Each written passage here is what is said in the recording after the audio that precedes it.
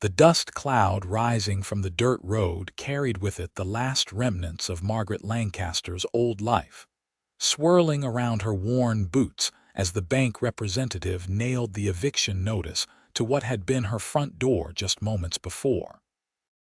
She stood there with her 3 children clinging to her skirts, watching everything they owned get loaded onto a single wagon by men who would not meet her eyes, and she wondered how God could take both her husband and her home in the span of 6 months. "Mama, where are we going?" 7-year-old Thomas asked, his small hand gripping hers tighter as the November wind picked up across the New Mexico plains. It was 1878, and Abiquiu was not a forgiving place for a woman alone with 3 children and no money to her name.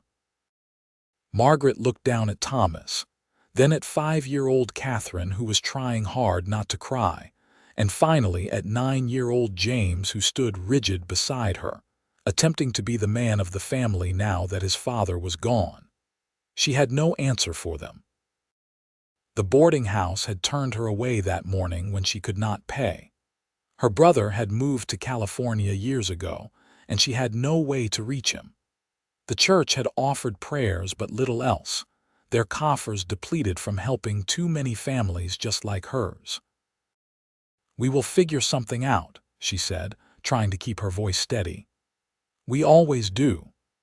But as the bank men drove away with the wagon containing their furniture, dishes, and most of their clothing, Margaret felt the weight of her words hollow in her chest.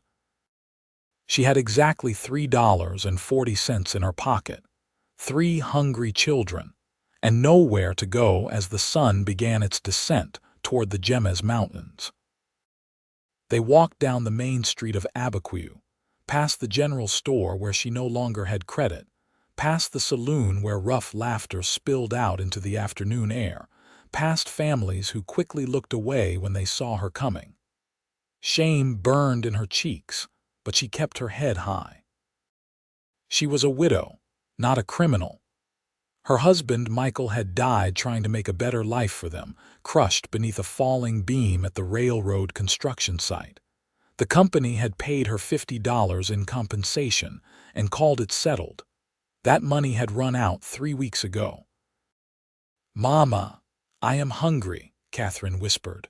Margaret's heart broke a little more.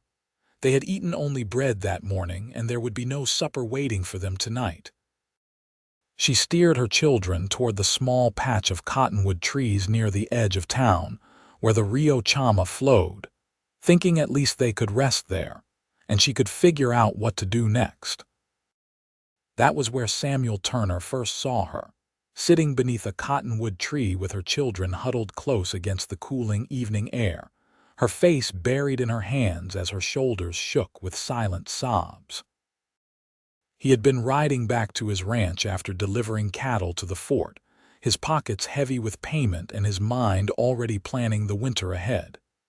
He almost rode past, telling himself it was not his business, that plenty of folks had hard times. But something made him pull his horse to a stop.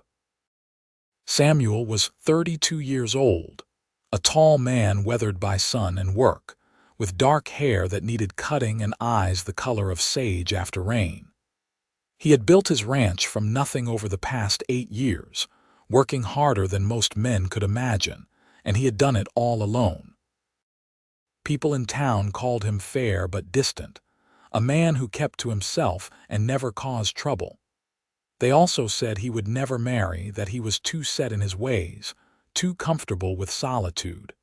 He dismounted slowly, not wanting to startle the woman and her children. As he approached, the oldest boy jumped to his feet, positioning himself protectively in front of his mother. "Sir, we are not causing any trouble," James said, his young voice trying to sound firm. "We will move along shortly." Samuel stopped several feet away, holding his hat in his hands. "I did not figure you were causing trouble, son. I just wanted to make sure you folks were all right." Margaret lifted her head then, quickly wiping at her eyes with the back of her hand.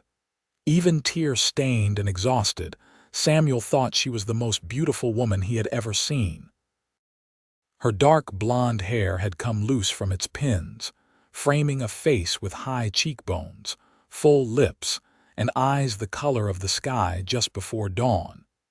She could not have been more than 27 or 28 years old. "We are fine, thank you," Margaret said, trying to gather her dignity around herself like a cloak. "We are just resting." Samuel looked at the three children, at their thin faces and worn clothes, at the woman's empty hands and the absence of any supplies. The sun was setting now, and the temperature would drop fast. He made a decision that would change his life forever. "Madam, I do not mean to pry into your business, but night is coming on fast and it gets mighty cold out here. I have a ranch about 5 miles north, plenty of room, and I would be obliged if you would allow me to offer you and your children shelter for the night. You can have a hot meal and a warm place to sleep, and in the morning you can be on your way if you choose." Margaret stared at him, suspicion and desperation warring in her expression. "Sir, I do not even know your name. I cannot just go off with a stranger." "Samuel Turner, madam. I run the Double T Ranch north of here. You can ask anyone in town about me. I have never given anyone cause to think poorly of my character. I am just offering help to folks who look like they need it." "We do not need charity," Margaret said, but her voice lacked conviction. "Did not say it was charity," Samuel replied gently. "Truth is, my housekeeper quit on me last month and I have been living on beans and stale bread ever since. I was thinking maybe you could cook a proper meal in exchange for the accommodation. That would be a fair trade, seems to me." It was a transparent excuse and they both knew it, but it gave Margaret a way to accept without feeling like she was taking handouts. She looked at her children, at their hopeful faces, and felt her resistance crumble. "Just for tonight," she said quietly. Samuel nodded. "Just for tonight." He helped them onto his horse, the three children sharing the saddle while he and Margaret walked alongside. As they made their way out of town, Margaret realized she had not even introduced herself. "I am Margaret Lancaster," she said, "the widow of Michael Lancaster. These are my children, James, Thomas, and Catherine.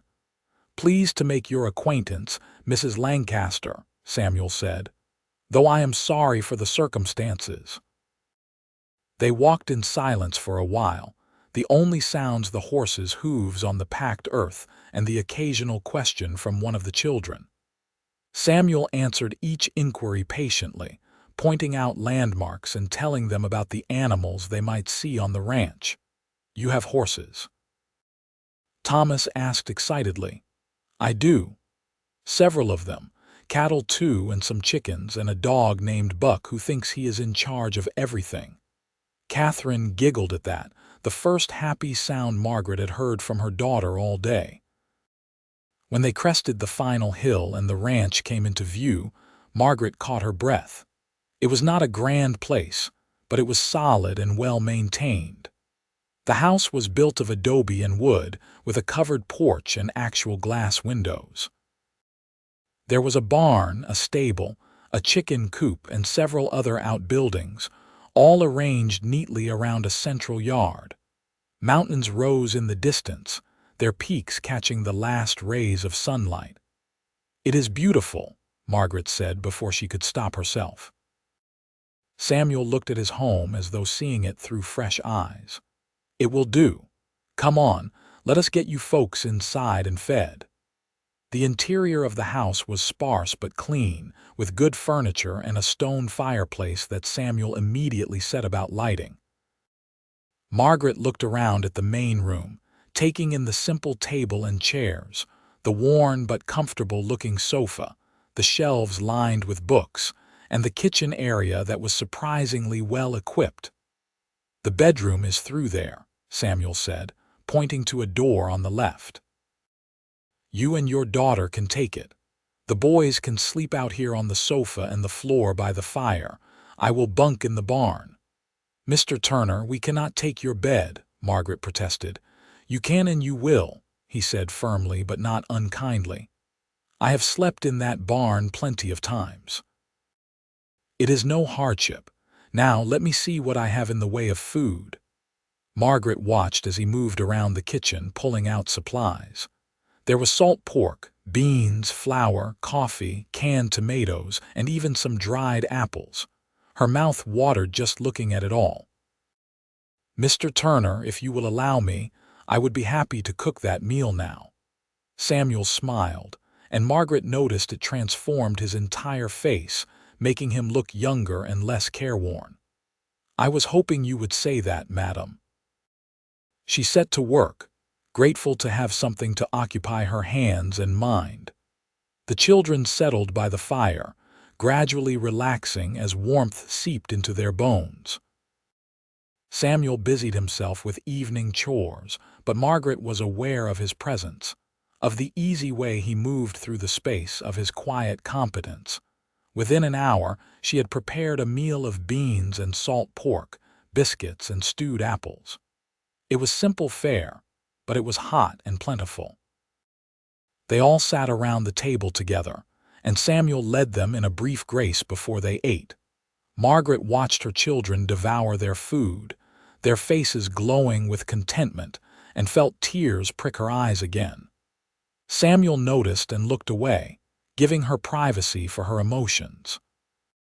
After dinner, the children were so exhausted they could barely keep their eyes open. Margaret got them settled for sleep. Catherine curled up beside her in the big bed, and the boys arranged on blankets by the fire. When she emerged from the bedroom, Samuel was washing the dishes. "You do not have to do that," she said. "Fair is fair," he replied. "You cooked, I clean up." Margaret picked up a towel and began drying the plates he handed her. They worked in comfortable silence for a few minutes before Samuel finally spoke. "Mrs.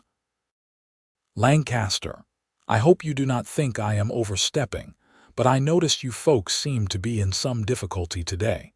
If there is anything I can do to help beyond tonight's shelter, I would be obliged to know about it."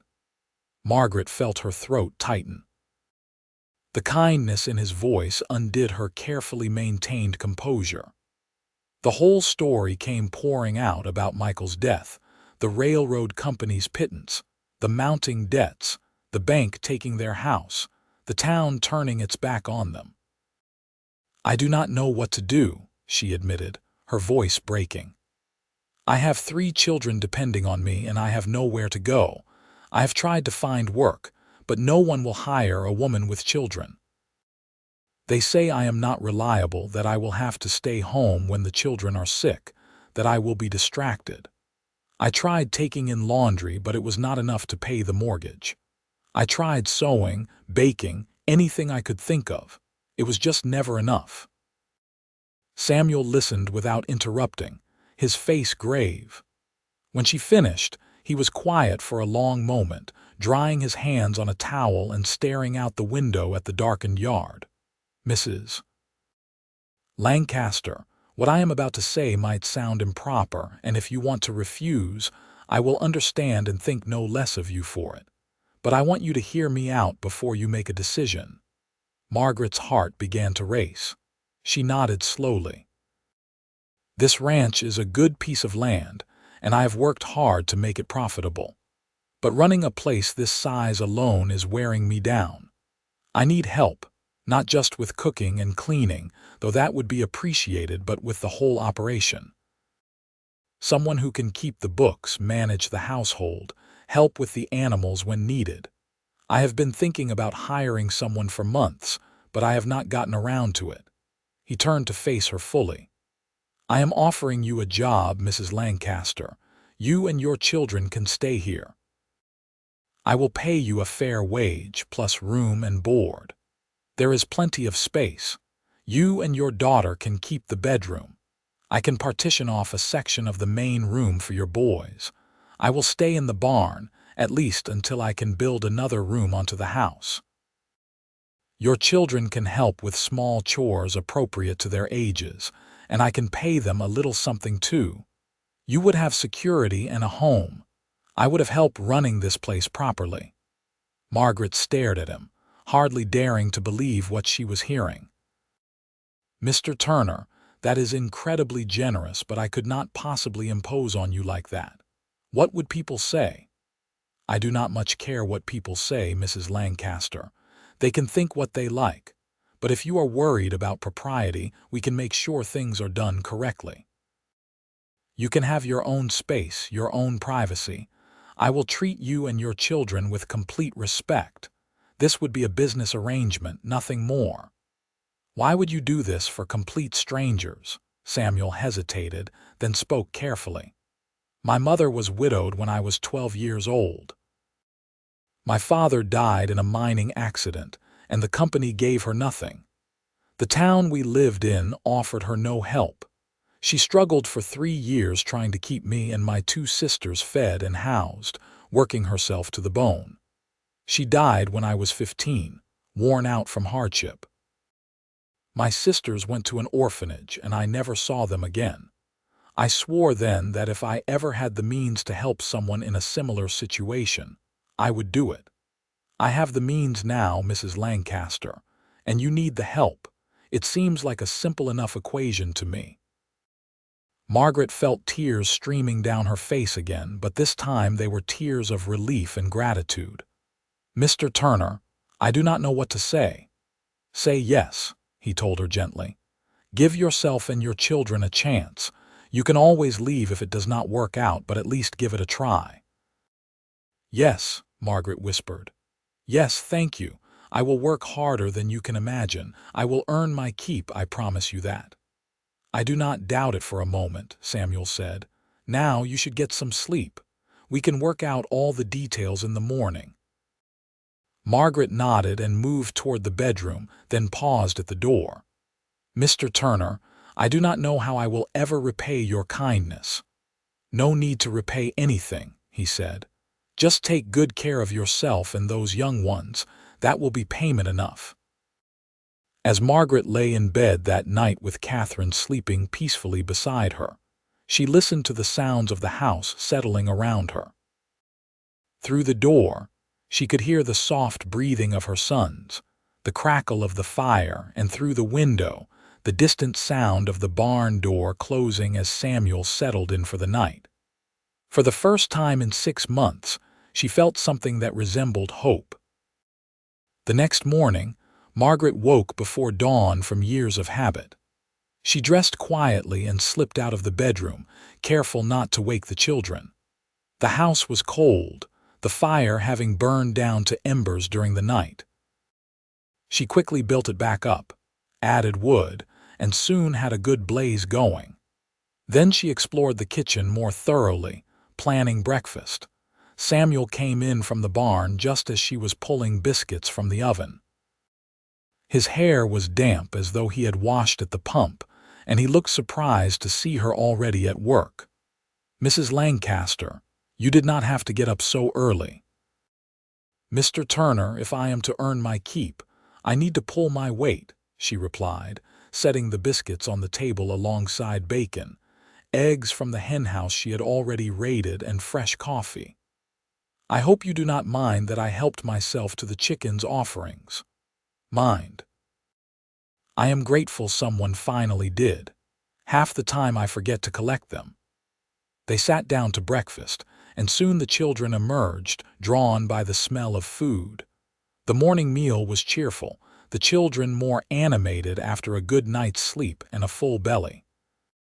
James peppered Samuel with questions about the ranch, while Thomas wanted to know about the horses, and Catherine simply watched everything with wide, curious eyes. After breakfast, Samuel took them all on a tour of the property. The ranch encompassed several hundred acres with good grazing land, a reliable water source from the river, and enough timber in the hills to provide firewood and building materials. He had about 200 head of cattle, a dozen horses, the chickens, and plans to expand in the coming years. "James, you are old enough to help with real work," Samuel said. "I can teach you about caring for the animals, mending fences, all the skills you will need as you get older. Thomas, you can help feed the chickens and gather eggs. "Catherine, your mother might need help in the garden come spring." The children beamed with pride at being given real responsibilities. Margaret watched Samuel with them, noticing how patient he was with their endless questions, how he never talked down to them but treated them with respect. Over the following days, they fell into a routine. Margaret proved to be everything Samuel had hoped for and more. She kept the house immaculate, cooked meals that made him realize how poorly he had been eating, and quickly took over managing the household accounts. She was organized, efficient, and hardworking, often rising before dawn and not stopping until late in the evening.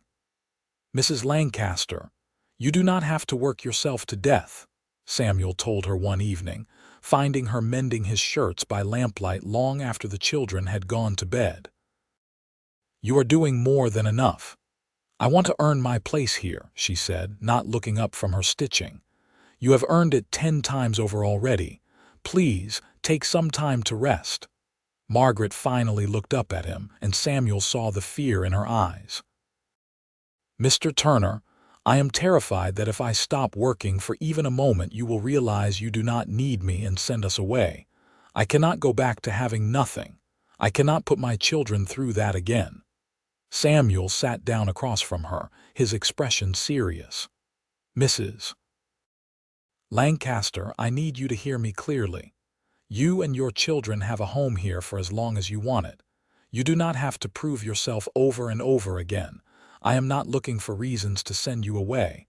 I am grateful you are here." "Why?" she asked softly. "Why are you so kind to us?" He was quiet for a moment, considering his answer. "At first, it was because you reminded me of my mother. But now, after these past weeks, it is because you are good people and you make this place feel like a real home instead of just a house I sleep in." The children's laughter, the smell of cooking, the sight of laundry on the line, even having someone to talk to at the end of the day, it has made me realize how lonely I have been. Margaret set down her mending, studying his face in the lamplight. "I have been so focused on survival that I have not allowed myself to think about loneliness. But you are right. It has been nice having someone to talk to, someone who treats me like I matter. You do matter, Mrs. Lancaster."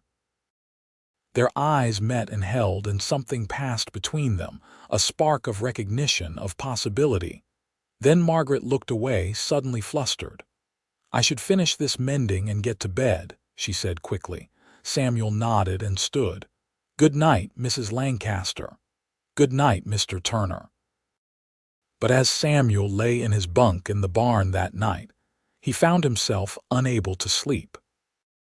He kept thinking about Margaret, about the way she looked with flour on her cheek when she was baking, the sound of her laughter when one of the children said something amusing, the grace with which she moved through the house.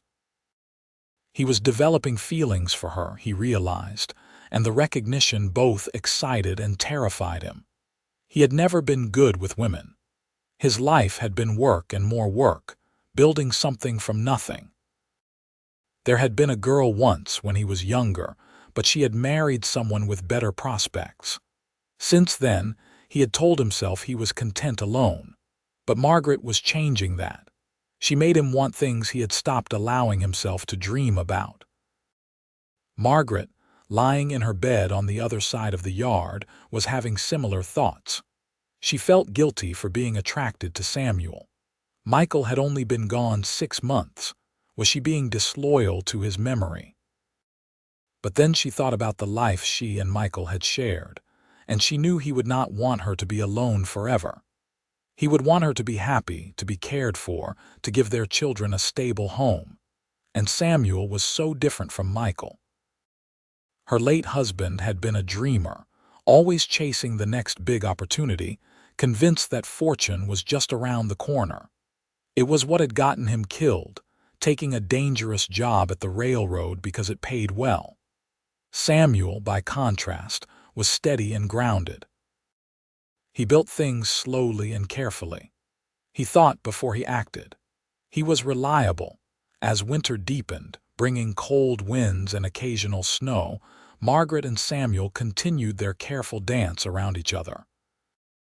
They were always proper, always maintaining appropriate distance, but there were moments when their hands would brush while reaching for the same plate, when their eyes would meet across the room, when a conversation would stretch late into the evening because neither wanted it to end.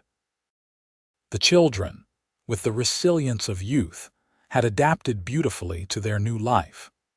James had grown noticeably more confident under Samuel's mentorship, learning ranch skills and taking pride in his work. Thomas had developed a special bond with the horses, spending hours in the stable talking to them and brushing their coats. Catherine had come out of her shell, her laughter now a regular sound around the house.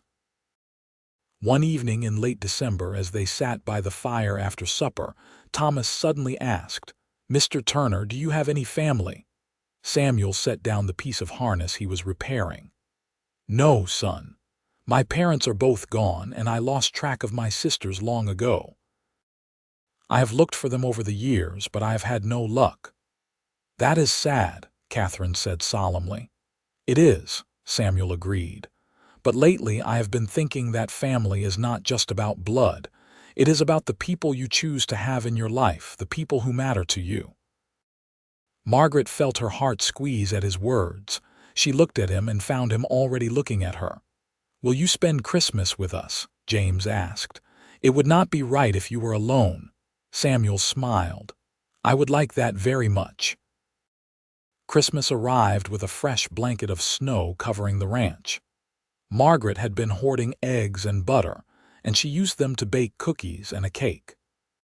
Samuel had ridden into town the week before and returned with small gifts for each child: a pocket knife for James, a wooden horse for Thomas, and a doll for Catherine.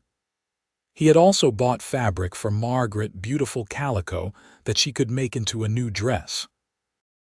"Mr. Turner, this is too much," she had protested when he presented it to her on Christmas morning. "It is not enough," he had replied. "You have given me more than you know, Mrs. Lancaster." Margaret had made him a new shirt from fabric she had purchased with her first month's wages, stitching it carefully by lamplight when he was not around to see. When he opened it Christmas morning, his face lit up with genuine pleasure. "Mrs. Lancaster, this is the finest shirt I have ever owned." "Thank you." They spent the day together, cooking a special meal, singing carols, and simply enjoying each other's company. It was the happiest Christmas any of them had experienced in years. As winter gave way to spring, the ranch came alive with new growth and activity. There were calves to be born, fences to be mended, fields to be prepared for planting. Margaret started a garden near the house, her children helping her plant vegetables and herbs.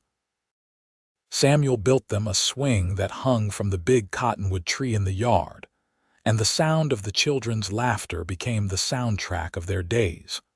One warm April evening, Samuel approached Margaret as she was taking down laundry from the line. The sun was setting, painting the sky in shades of orange and pink, and the air smelled of fresh grass and wildflowers. "Mrs. Lancaster, might I have a word with you?" Margaret set down her basket, her heart suddenly racing. There was something different about his tone, something serious. "Of course, Mr. Turner." He took off his hat, turning it in his hands. "I have been thinking about something for a while now, and I have decided it is time to speak plainly. These past 5 months, having you and your children here, have been the best of my life. This house feels like a home now. I feel like I have a purpose beyond just work, and I have come to realize that my feelings for you have grown beyond mere friendship or business partnership." Margaret's breath caught.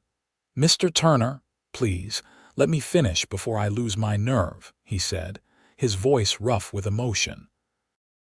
"I know it has not been long since your husband passed, and I do not want you to think I am being disrespectful to his memory.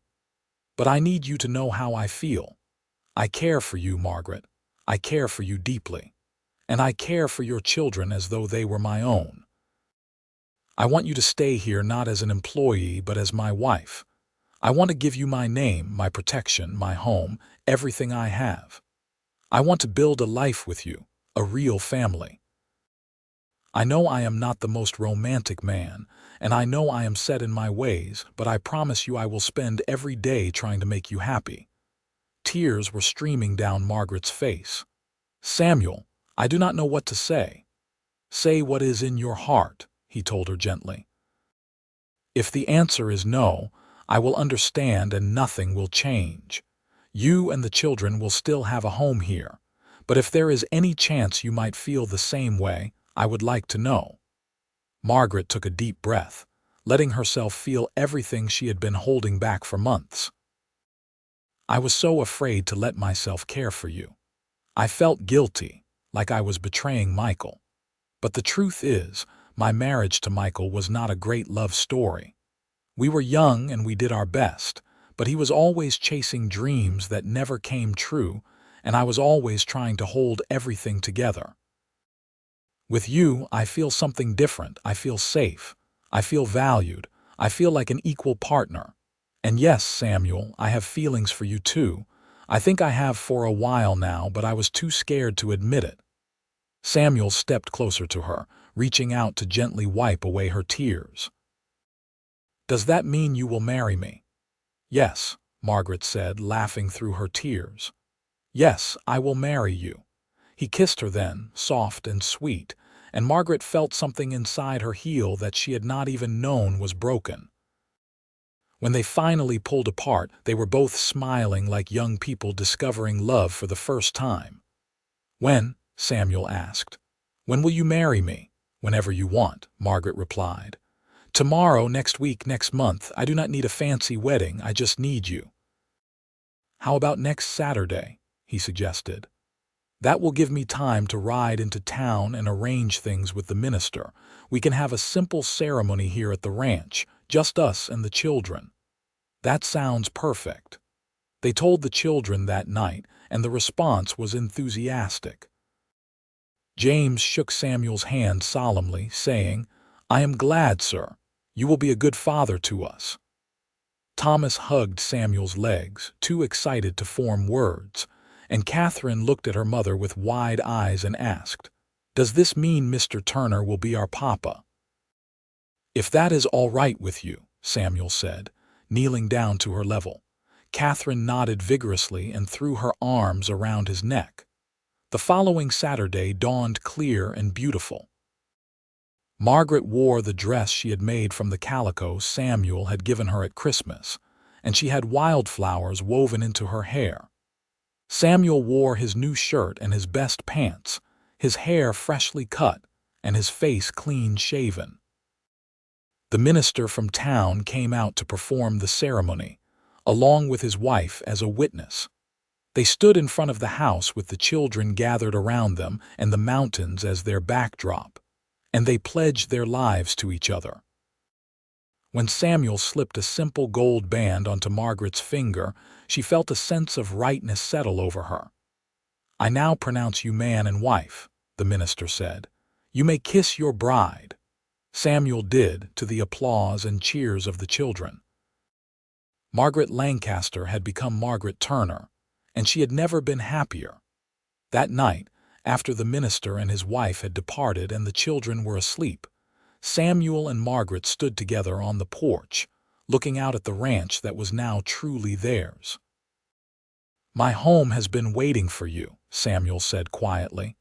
"I just did not know it until you arrived."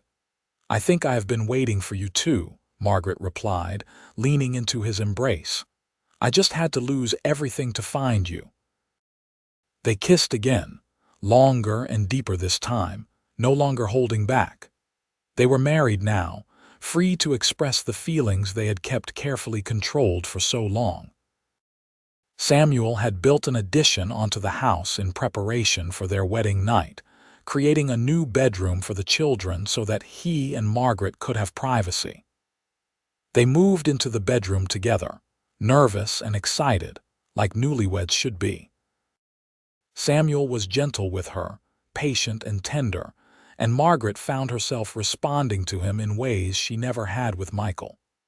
This was different, deeper, built on a foundation of mutual respect and genuine affection.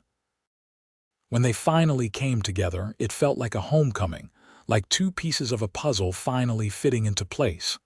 Afterward, they lay tangled together in the darkness, talking quietly. "I love you," Samuel said.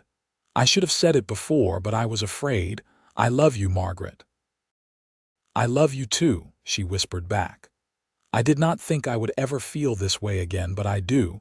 I love you so much it scares me." "Do not be scared," he told her. "I am not going anywhere. I am yours for the rest of my life." The seasons turned and the Turner family flourished. Margaret managed the household and the books with skill, freeing Samuel to focus on expanding the ranch. The children thrived, growing strong and healthy, their earlier hardships fading into memory. James turned 11, then 12, becoming Samuel's right hand on the ranch. Thomas discovered a talent for breaking horses that amazed everyone. Catherine remained the baby of the family, spoiled equally by her mother and Samuel. 2 years after their wedding, Margaret discovered she was pregnant. Samuel was overjoyed, and the children were excited about the prospect of a new sibling. When Margaret gave birth to a healthy baby boy in the spring of 1881, they named him Michael, in honor of Margaret's first husband. Samuel insisted on it, saying that the man deserved to be remembered for giving the world Margaret and her 3 wonderful children. Little Michael was followed 2 years later by another son, whom they named Daniel. The house rang with noise and laughter, with the sounds of a large, happy family. Samuel had added more rooms to accommodate everyone, and the ranch had grown prosperous enough to hire a few ranch hands, easing the workload. On their 5th wedding anniversary, Samuel gave Margaret a beautiful locket. Inside were tiny photographs of all 5 children. "You have given me everything I never knew I wanted," he told her. "You have made me happier than I ever thought possible." "You saved my life," Margaret replied. "You gave me and my children a home when we had nothing. You loved us when we needed it most." "You are the best man I have ever known, Samuel Turner." That night, after the children were all asleep, they made love slowly and tenderly, reaffirming their commitment to each other. Afterward, lying in Samuel's arms, Margaret thought back to that terrible day when she had been evicted, when she had sat under the cottonwood tree with her children, thinking her life was over. She had been so wrong. Her life was not over. It was just beginning. Everything she had lost had led her here, to this man, to this home, to this life. It had all been worth it. The years continued to pass. James grew into a fine young man and eventually took over much of the day-to-day running of the ranch, allowing Samuel to step back a bit. He married a sweet girl from town when he was 21, and Samuel and Margaret helped them build a house on the property so they could stay close. Thomas became a horse breeder of some renown, his talent for working with difficult animals making him sought after throughout the territory. He too married and settled on the ranch, building his own home and starting his own family. Catherine grew into a beautiful young woman with her mother's grace and her stepfather's steady temperament. She married a schoolteacher and moved to Santa Fe, though she visited often with her own growing family. Michael and Daniel grew up knowing nothing but love and security, the ranch their whole world. They worked alongside their older brothers, learning everything Samuel could teach them. Samuel and Margaret grew old together, their hair turning gray, their hands becoming weathered with age and work, but their love never diminishing. If anything, it grew stronger with each passing year. On their 20th anniversary, they sat together on the porch as they had so many times before, watching the sunset paint the mountains gold and purple. The yard was full of grandchildren playing, their laughter floating on the evening air. "You ever regret it?" Margaret asked. Taking in a desperate widow and her children all those years ago, Samuel took her hand, bringing it to his lips. Not for a single moment. That was the day my life truly began. Before you, I was just existing. After you, I started living. I was so scared that day, Margaret remembered. I thought we were going to die out there, that I had failed my children completely.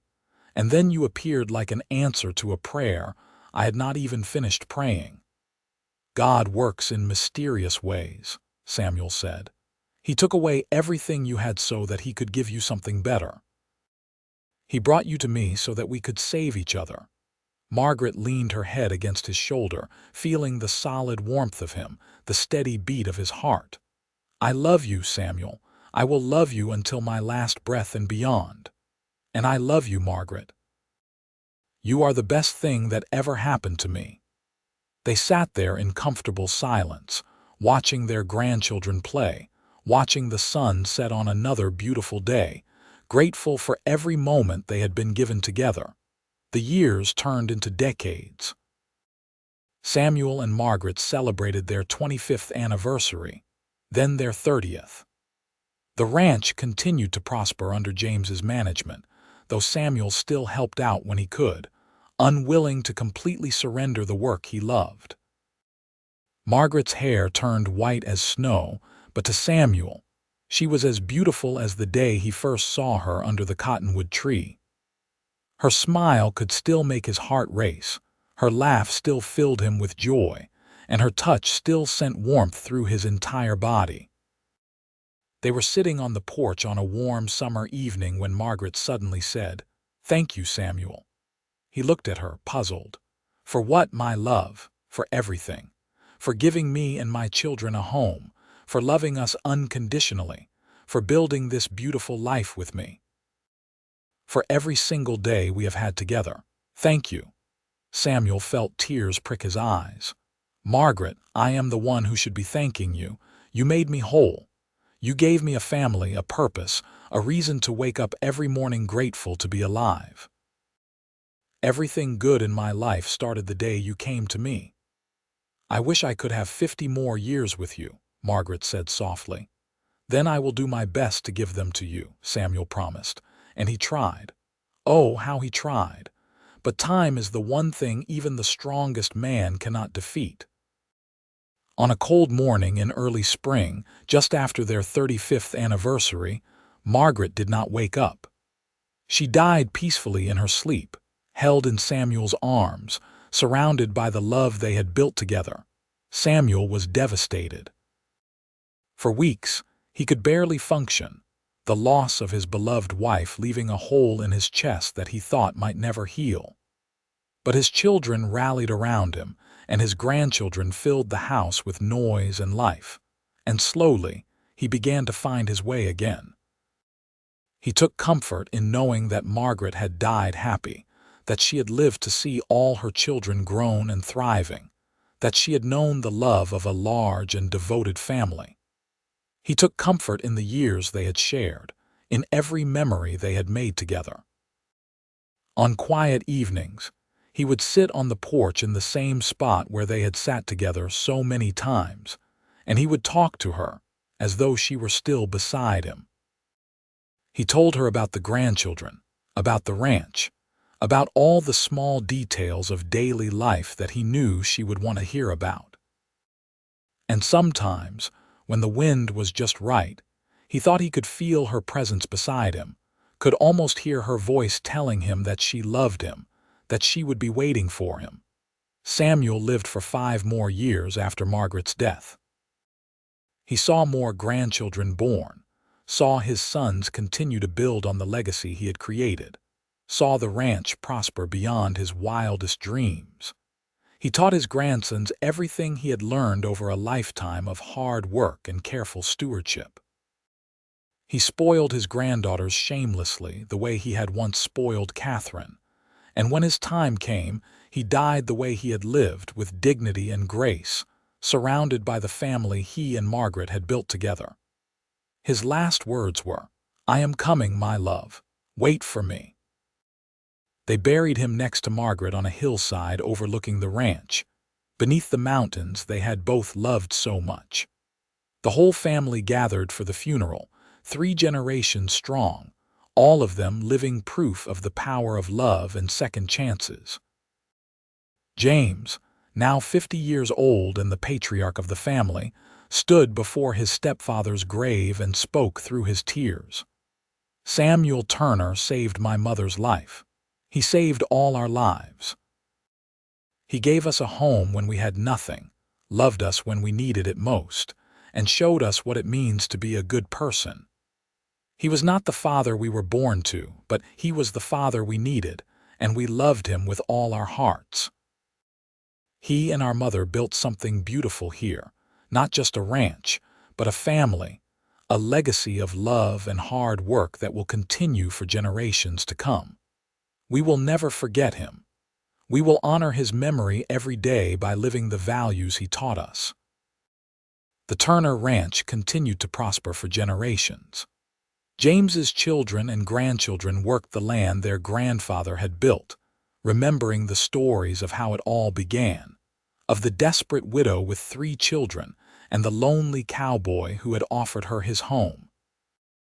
In the main house, now considerably expanded but still containing the original rooms that Samuel had built, a portrait hung above the fireplace. It showed Samuel and Margaret in their middle years, standing together with their arms around each other, surrounded by their 5 children. Every Turner child grew up hearing the story behind that portrait, the story of how their family began with an act of kindness on a cold November day in 1878. The story of Samuel and Margaret Turner became legend in Abiquiu, passed down through generations as an example of what love could accomplish, how 2 broken people could come together and create something whole and beautiful. The ranch itself became a landmark, a symbol of prosperity and family values, but more than that, it was a living testament to the power of compassion, of taking a chance on someone, of opening your heart when it would be easier to turn away. And on quiet evenings, when the wind blew just right across the New Mexico plains, people swore they could still see 2 figures sitting on the porch of the big house, holding hands and watching the sunset, bound together by a love that death itself could not diminish.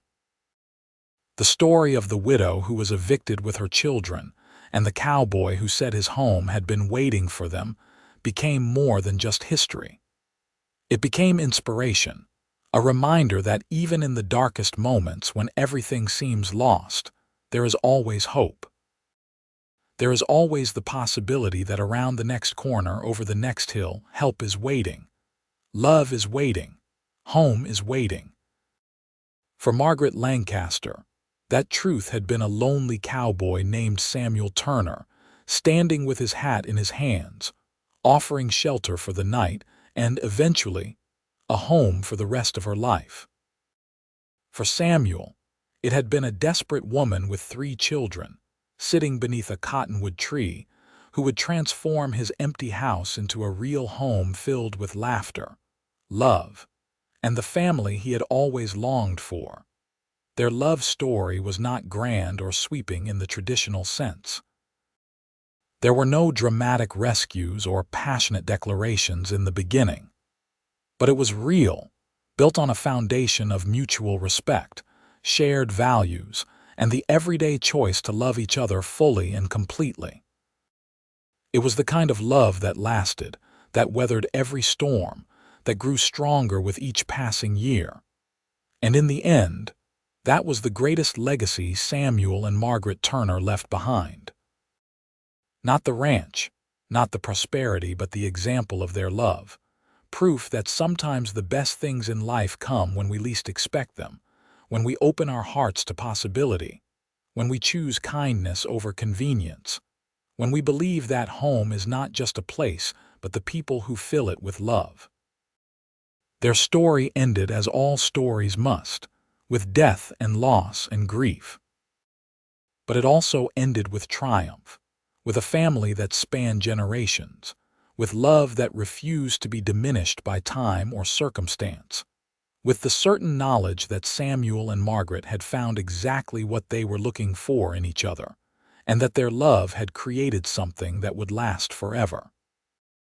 The sun set one final time on the Turner Ranch at the end of this story, painting the sky in brilliant shades of orange and gold. The house stood solid and strong, light glowing in its windows, smoke rising from its chimney, the sound of family filling its rooms. The land stretched out in every direction, well-tended and prosperous, a testament to decades of hard work and careful stewardship. And somewhere beyond the veil, in whatever place waits for us all, Samuel and Margaret Turner sat together once more, holding hands and watching over the family they had created, the legacy they had built, the love they had shared. Their journey had begun with an eviction notice and an act of kindness on a cold November day. It had taken them through years of joy and sorrow, triumph and hardship, laughter and tears. And it had ended as all great love stories should, with the certain knowledge that they had found in each other exactly what their hearts had been seeking all along: a home, a family, a love that would last forever. And that, in the end, was all that truly mattered.